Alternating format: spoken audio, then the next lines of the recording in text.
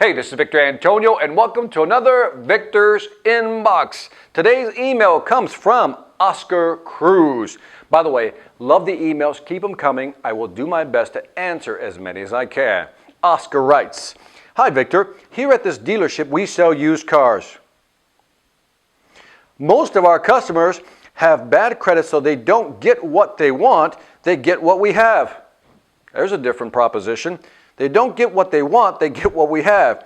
Interest rates are 34.98% to 24.99% on most loans. In other words, rounding up, 25 to 35% for the loans.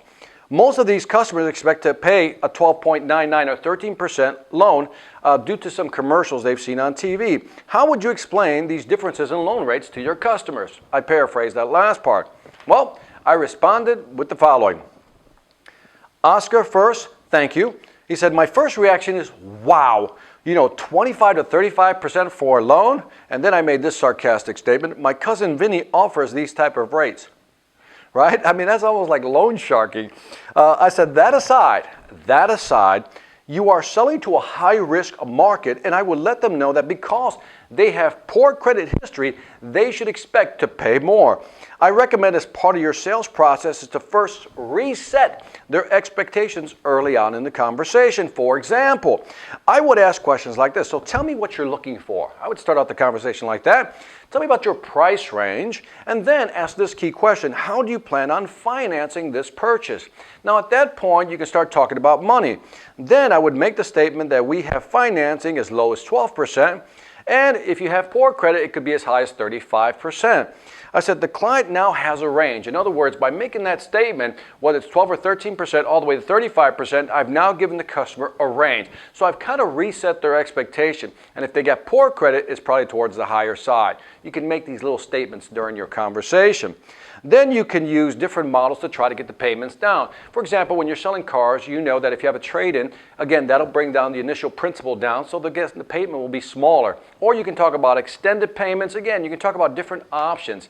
But the best way to handle this situation with these incredibly high interest loans is to really, again, frame the customer at the beginning of the conversation. Don't wait to the end to surprise them. I think the earlier on you condition somebody that they're going to have to pay more because of their poor credit history, the more they'll start socializing it as you go through the process. Let me visually draw it out for you. If you have a 1-hour conversation, let's say 2 hours to close the deal, a typical car deal, let's say you close in 2 hours.